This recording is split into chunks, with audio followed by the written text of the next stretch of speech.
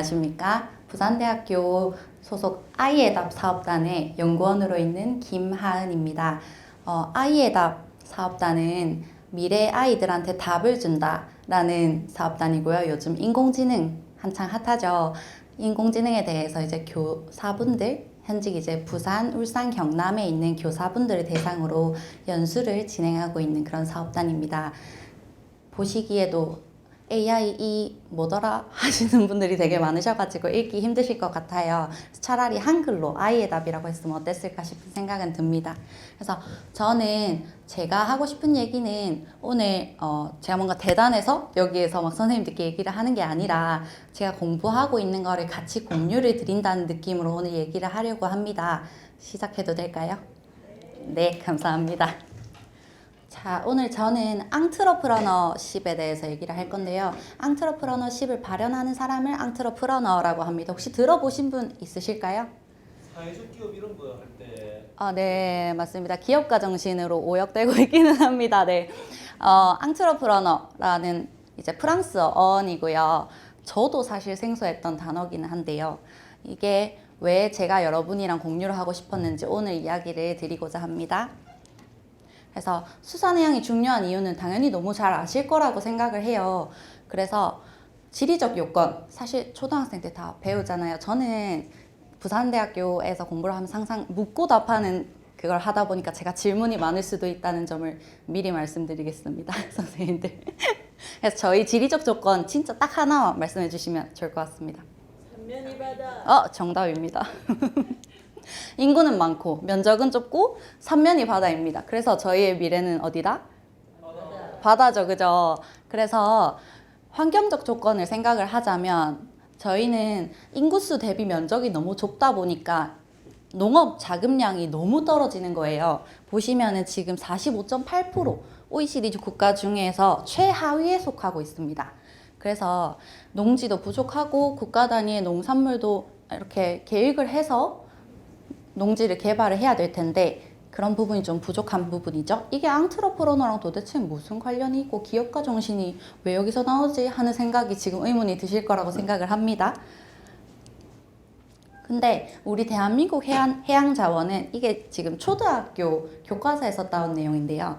해양자원 하면은 물질자원, 에너지자원, 공간자원 이렇게 세 가지로 나뉘고 그 안에서도 무궁무진하게 이렇게 해안선이 넓고 길고 그다음에 섬이 많고 이런 얘기들을 하고 있습니다. 하지만 해양자원이 이렇게 많은데 그래서 뭐?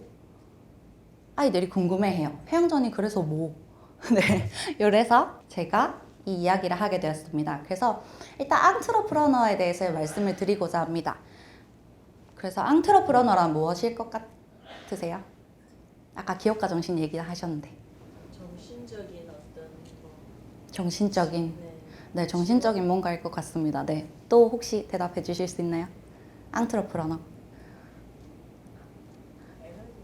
에너지 자원일 것 같기도 하고, 맞죠? 약간 에너지 넘치는 이름일 것 같지 않습니까? 이 사람이 말한 건데요. 이분 누군지 아실까요? 슈페터. 맞습니다. 슈페터입니다. 이렇게 잘하시는 분을 제가 강의를 하면서 처음 만나 뵀습니다. 이분이 슈페터라는 분이신데요. 이분 명언이 있어요. 창조적 파괴를 통한 혁신을 하는 사람이 앙트러프러너라고 합니다. 그래서 이분이 조지프 슈페터라는 분이신데요. 앙트러프러너라는 단어를 핫한 단어를 만들었고 그 당시에 그리고 창조적 파괴를 통한 사회 발전을 주도하는 혁신가를 앙트러프러너라고 합니다. 저희는. 그러면은 요 정도는 다들 그래 앙트러프러너 다들 될 수 있겠다 그죠? 아닌가요? 그래서 이 창조적 파괴를 통한 혁신을 바로 해보세요 하면 이상하잖아요. 그쵸? 그래서 저희는 프로세스가 있는데요. 요거는 앙트러프러너십 어떻게 키울까라는 책에서 나온 프로세스고 첫 번째 단계로 공감적인 문제를 발견을 하고 두 번째 단계로 창의적인 문제를 해결하고 세 번째로 구현을 합니다.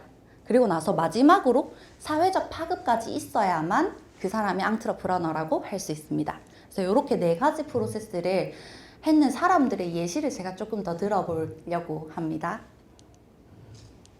그래서 요 아이 몇 살처럼 보이시나요? 얼굴은 초등학생 네, 얼굴은 초등학생 같고 몸은 고등학생. 이런 괴리가. 네. 또 혹시 몇 살처럼 보이세요? 중학생 그냥 누가 봐도 그냥 평균적으로 중학생 정도로 봤죠.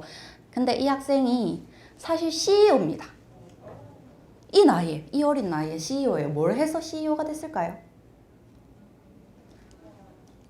테일러 로젠탈이라는 학생인데요. 이 학생이 야구장에 야구를 너무 좋아해서 야구부 동아리에 든 거예요. 근데 야구부 행사를 할 때마다 자기 친구들이 다쳐요. 자기 친구들이 다치는데 밴드가 없고 붕대가 없고 그런 응급처치를 할 수 있는 그런 도구들이 없는 거예요. 그래서 이 학생이 어떡하면 내 친구들이 다쳤을 때 어떻게 응급조치를 빨리 해줄 수 있을까 하는 그런 공감적인 문제를 가지고 이제 생각을 막 합니다. 창의적 해결법. 근데 사람을 쓰려니까 돈이 너무 많이 들어요. 미국은 특히 인건비가 너무 비싼 나라잖아요. 그래서 어떻게 하면은 싼 값에 친구들이 응급처치를 빨리 받을 수 있을까 고민을 하다가 응급처치 키트를 파는 자판기를 만듭니다. 이 학생이 14살짜리가. 이 자판기가 근데 되게 혁신적인 거예요. 근데 미국에 있는 그런 놀이공원들에서 이 자판기를 사고 싶다. 100대를 선주문했어요. 그 가치가 300억이라고 합니다. 근데도 이 학생은 뭐 그 정도는 이렇게 되게 자기의 프라이드가 있는 거죠. 그래서 어떤 큰 회사가 이 학생한테 3천억을 줄 테니까 너희 회사를 우리 회사에 인수시킵시다 하는데 학생이 아니요, 저는 괜찮습니다. 저는 이 기업이 잘하는 거를 발전시키는 게 그게 제 임무라고 생각을 하고 그게 너무 재미있습니다 라고 거절을 했다는 거예요. 세상에 여러분, 14살입니다. 이번에는 어떤 병원을 보여드릴게요. 인도에 있는 아라빈드 병원입니다. 아라빈드 병원, 뭐 그게 무슨 병원인가 싶으시죠, 그쵸? 근데 이 병원은 병원에 맥도날드식 경영을 도입을 했습니다. 이게 무슨 얘기일까요? 병원을? 네, 프랜차이즈 같은 그런 느낌인가 싶은 생각이 드실 수도 있어요, 그쵸? 근데 컨베이어 벨트처럼 환자가 움직이는 겁니다. 네. 의사는 자기 자리에 있고 이쪽에 앉으면은 눈 검사를 해줍니다. 옆으로 옮기면은 또 안압 검사를 해줍니다. 또 옆으로 옮기면은 시력 검사를 해줍니다. 이렇게 컨베이어 벨트 방식을 활용을 해서 병원 경영에 혁신을 한 거죠. 그래서 컨베이어 벨트 방식을 활용을 해서 가난한 사람들이 병원에 와도 싼 값에 혹은 무료로 이 병원 진료를 받을 수 있다고 해요. 그래서 인도에 백내장 환자가 굉장히 많은데 그 환자들을 세상에 50% 환자가 무료로 치료받는데도 수익률이 40%가 남는답니다. 그 경영 혁신을 통해서 한 게 부자들한테는 돈을 많이 받고 기부를 받고 그다음에 가난한 사람들한테는 치료를 잘해주고. 근데 이게 중요한 개념인 것 같아요. 이윤 없이는 가난한 사람을 계속해서 치료를 할 수는 없다. 맞잖아요. 우리가 땅을 파서 돈이 나오는 것도 아니고 우리는 기업이니까 이윤이 있어야 하고 그 돈으로 계속적으로 환자는 계속 발생하니까 그 환자를 치료를 할 수 있어야 한다 하기 때문에 경영적으로 혁신을 만든 겁니다. 그 두 가지 사례를 저희 앙트러프러너십 사례라고 볼 수 있습니다. 혹시 조금 이해가 되실까요? 네. 근데 수산의 앙트러프러너는 뭔데? 그래서 라고 물어보실 수도 있잖아요, 그렇죠? 수산해양이랑 뭐 혁신가랑 무슨 상관인데? 이렇게 물어보실 수도 있어서 제가 바다 쪽 관련된 분을 한 분 예시로 들어왔습니다.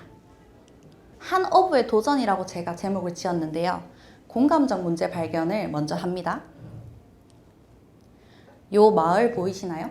너무 평화로워 보이는 바닷가 마을 같죠? 맞습니다. 그 캐나다에 있는 어촌 마을입니다. 근데 어업이 사실은 1차 산업이었잖아요. 그래서 어업이 점점 쇠퇴를 하는 거예요. 그래서 마을 사람들의 40%가 실업자가 된 겁니다. 근데 이 사람 보신 적 있으실까요? 드디어 대답을 못 하시는 드디어 대답을 못 하시는 네, 브랜 스미스라는 사람인데요. 이 사람이 우리 마을은 이래선 안 돼. 사람들이 다 집에서 있고 수익률 전혀 없고 사람들 우울해하고 이래선 안 돼. 우리는 일자리를 지금 만들어야 해. 우리 사람들은 쉬면 안 돼. 그래서 그게 공감적 문제가 된 겁니다. 사람들이 실업을 하는 것. 그래서 창의적 문제 해결을 한번 하려고 했어요. 뭐가 문제일까? 왜 어업이 잘 안 될까? 하는 생각을 이때 했다고 해요. 그래서 우리 마을에 뭐가 있을까? 왜 어업이 안 되지? 하는 생각을 하다가 이제 구현 단계로 가면 이제 이 사람이 생각을 한 게 우리 마을은 다시마를 너무 잘 키우는 마을이지 하는 생각을 한 거예요. 그래서 이걸 어떻게 구현을 하느냐 하는 생각을 하다가 다시마를 이렇게 활용을 해서 바닷속에 있는 오염 물질들을 제거를 합니다. 그리고 탄소를 흡수를 해서 산소가 생기는 바다 생물이 잘 사는 환경을 만드는 거죠. 그리고 굴, 홍합 같은 거를 조개 같은 걸로 질소를 흡수를 해서 더 해양 생물들이 잘 사는 환경을 만듭니다. 그리고 해양 생태계를 복원을 하니까 다시 어업률이 증가를 하고 생산성이 다시 올라오고 그리고 사람들이 다시 이제 물고기가 많으니까 다시 일을 할 수 있게 되는 거예요. 그래서 어부는 물고기 잡는 것만 잘하는 사람이 되면 안 되겠다. 어업은 앞으로는 바다 환경을 다 생각을 하는 사람이어야 되겠다 하는 생각을 한 거예요. 그래서 구현 단계에서 요 회사를 만듭니다. 그린웨이브라는 회사이고요. 요거는 새로운 세대인 해양농부를 지원합니다. 이 사람이 단어도 만들었어요. 어부가 아니라 우리는 해양농부래요. 바다에서 나는 그 모든 것들의 생태계까지 전부 다 생각을 하는 해양농부고 또 하나는 그런 교육을 합니다. 어부들을 찾아가서 바다 막 이렇게 잡는 걸로만 하면 안 돼요. 우리가 농부처럼 뭔가를 심기도 하고 심어야 뭔가가 나오고 심어야 뭔가가 나옵니다 하는 얘기를 해요. 그래서 사람들을 교육하는 과정이 들어가고요. 그 다음에 이 방식을 스마트 농장화를 시키는 거예요. 해양 안에서, 바다 안에서, 양식장 안에서 스마트 농업을 해서 이런 혁신을 합니다. 그리고 나 혼자서 안 되겠다. 우리 마을로는 안 되겠다. 조금 더 다른 사람들, 다른 지역에 있는 분들, 다른 다시마 말고도 좋은 해양 생물도 되게 많잖아요. 그래서 그런 것들과 관련 있는 사람들과 네트워킹을 해서 우리 바다를 잘 돌려봅시다. 바다를 잘 경영해서 수확을 잘 해봅시다 하는 개념을 퍼뜨렸어요. 그래서 사회적 파급이 뭐냐면 이런 해양 농업을 통한 지속 가능한 식량 생산을 할 수 있다는 이런 핵심 가치를 발견을 했고요. 그리고 일자리를 창출했습니다. 그리고 직업훈련 프로그램, 그 당시에는 없었던 그 어부들을 위한, 해양 농부들을 위한 직업 프로그램을 운영을 해서 자기처럼 생각하는 사람이 점점 많아지게 하는 겁니다. 그리고 환경 보호가 중요하다는 사실을 한 번 더 사람들한테 인지를 시켰어요. 우리가 무조건 잡아서 되는 게 아니다. 얘를 되살리고 그러니까 놓아줄 수도 있잖아요. 사실 우리나라는 작은 물고기들은 놓아주는 걸로 알고 있는데 그게 끝이 아니라 바다를 더 좋은 환경으로 조성을 하는 것도 중요하다라는 개념을 전파를 하게 됩니다. 그래서 사회적 파급이라고 볼 수 있습니다. 그래서 수산해양 앙트러프러너지만 지역도 살리고 일자리도 만들어냈고 그 한 가지로 우리 마을은 안 돼. 요 생각 한 가지로 전체 나라를 바꾸게 된 겁니다. 어떻게 생각하세요? 앙트러프러너. 되게 매력적인 그런 개념인 것 같죠. 네, 그래서 기업가 정신이 아까 오역이라고 말씀드렸던 게 기업가 정신은 기업에만 국한되어 있어요. 나는 기업가 아닌데? 나는 근로자인데? 기업가는 뭐 삼성 회장님 정도가 돼야 기업가라고 하는 거 아니야? 라는 인식을 하실 수도 있습니다. 근데 사실 이런 생각들은 기업가뿐만이 아니라 개개인이 교육에서도 혁신가가 필요하잖아요. 어느 분야든 혁신이 필요하지 않은 분야는 없다고 생각을 합니다. 공감하시나요? 네. 그래서 저희도 이 단계를 한번 밟아보는 걸로 합시다. 지금 공감적 문제가 어떤 게 있을까요? 환경오염. 환경오염 요즘 많이 나오죠. 또 뭔가 공감적 문제. 지구온난화도 맞습니다. 또 비슷한 환경적인 문제죠. 또 국가들하고의 그 해상 영토에 대한 분쟁 같은 거. 맞습니다. 해상 영토에 대한 분쟁도 있을 수도 있을 것 같고요. 또 있나요? 극한 직업 이런 데 보면은 막 어부들 나오고 이러면 다들 기피하고 막 그런 인식이 아직까지도 저는 있다고 생각을 하거든요. 그런 인식 문제. 사실 좋은데 바다로 안 나가면 우리는 가운데서 죽는데. 네. 그런 인식들, 그런 공감적 문제가 있고 그런 문제를 창의적으로 어떻게 해결을 할 수 있을까? 사실 문제를 생각만 한다고 그게 해결이 되는 건 아니잖아요. 네. 그래서 어떻게 해결할 수 있을까 한 번 더 고민을 해봐 주셨으면 좋겠고, 그거를 진짜 구현하기까지는 지금 뭐 창업지원센터라든지 일자리지원센터라든지 이런 여러 가지 루트가 있으니까 그런 쪽에서 지원을 받으실 수도 저는 있다고 생각을 해요. 그래서 사회적 파급까지, 해양이 진짜 우리나라는 바다로 나가면은 다 살 수 있겠구나, 우리나라 전 국민 다 살 수 있겠구나 하는 생각을 할 수도 있다고 생각을 합니다. 자, 창의적 문제 해결. 그런 문제들을 어떻게 해결할 수 있을까요? 오늘같이 바다에 대해서 알려줄 수 있는 이런 기회가 자주 있었으면 좋겠습니다. 알릴 수 있는 기회가 자주 있으면 될까요? 그것도 창의적인 해결일 것 같습니다. 또 다른 이야기. 뭔가 다른 나라와의 그런 관계들은 어떻게 하면 해결할 수 있을까요? 어린아이의 시각에서 한번 답변을 해주시죠. 어린아이의 시각에서 네. 그러기에는 너무 타락을 해가지고 뭐 가위바위보에서 이긴 사람이 그러면 가위바위보. 네. 그런 운적인 그런 얘기들을 운적인 그런 방법들을 할 수도 있겠다, 맞죠? 또 다른 얘기는 아까 온난화? 온난화는 지금처럼 뭐 규제하고 이런 이야기들 말고 조금 더 남들 안 하는 이렇게 해보면 안 될까 하는 생각은 해보신 적 없으실까요? 새로운 먹거리가 창출되겠죠. 새로운 먹거리 창출을 하면은 지구온난화가 줄어들까요? 해양 생태계가 바뀌는 걸 받아들이면 되지 않을까? 네, 맞는 말씀인 것 같아요. 해양 생태계가 바뀌고 우리가 주식이 뭔가 육류에서 다시 어패류나 뭐 그런 물고기들로 바뀌고 그런 것도 굉장히 식습관도 굉장히 중요하다고 생각이 되긴 합니다. 좋은 말씀 감사합니다.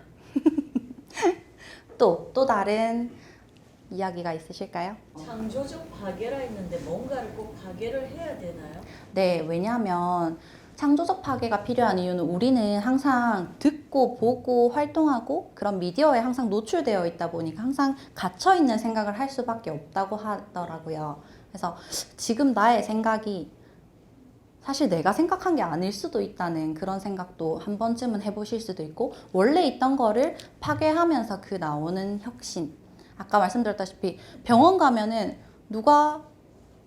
환자가 옮겨 다니진 않잖아요. 의사가 한 명 한 명씩 이렇게 보는데 바로 옆에서 막 이렇게 하고 옆에서 이렇게 하고 그런 방식들. 좀 더 효과적인 방식, 효율적인 방식을 좀 생각하시면 될 것 같습니다.